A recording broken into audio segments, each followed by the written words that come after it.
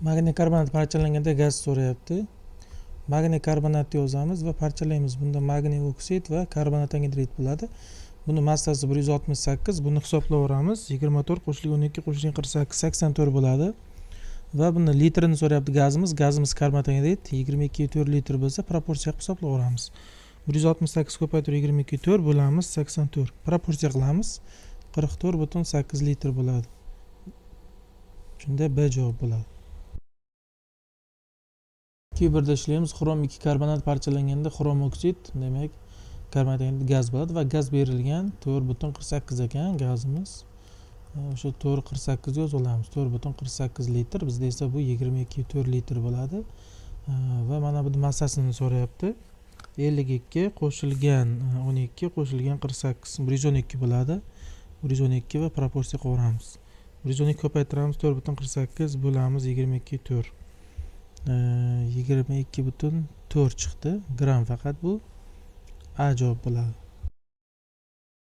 3-1da ishlaymiz. Kaliy permanganat parchalangan. Kaliy permanganatni yozib olamiz. Parchalanish reaksiyasini yozamiz va eslab qolinglar. Yoq 2 qo'yiladi. Bu yoqda 1 bo'ladi. Mana buni massasi 63,2 gram ekan. Buni hisoblaymiz. 39 qo'shilgan 55 plus 64 158 ga ko'paytirsak 316. 316 bizda gazni so'rayapti. Gazimiz mana bu kislorod va litrda so'ragan 22,4 litr qo'yib hisoblayveramiz. 22,4 ko'paytiramiz 63,2 ga bo'lamiz 316 ga. 4,48 4,48 litr javob A bo'ladi. 4-birinchi savol uchun bertollit parchalanganda kaliy xlorid va kislorod chiqadi. Reaksiyani tenglashtirib olamiz. Mana bu 13,44 litr.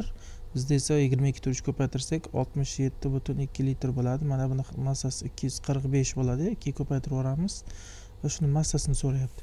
245 ko'paytiramiz 13,44 bo'lamiz 67,2 ga. 49 chiqadi. Demak 49 javob C. 5-1da ishlaymiz. Piritdan sulfat kislorod olish kerak. Oltin gurtlar tenglashtirib chiqsak bo'ldi bunda. Demak 2 ta bo'ladi. Bu yoqqa 2, bu yoqqa 2, bu yoqqa 2. Oltin gurtlar teng, demak ishlasak bo'ladi. 10 mol sulfat kislorodi hosil bo'lgan. Bizda 2 mol ekan. Bizda mana massasini so'rayapti. Bu 120 bo'ladi. Piritimiz bu 120 ko'paytiramiz 10 bo'lamiz 2 ga 600 bo'lyapti. 600 gram bo'ladi. Javob B. 6-1da ishlaymiz. Bizda kaliy permanganat e'tibor beringlar. 316 bo'ladi ikkitasi. 316 shu massasi berilgan 15,8 ekan. Qancha litr gaz? Demak, gazimiz faqat kislorod. Bu litr bo'lgancha 22,4 litr yozib hisoblayveramiz va bizda chiqadi 15,8 ko'paytirib 22,4 bo'lingan 316 1,12 litr. Javob A bo'ladi.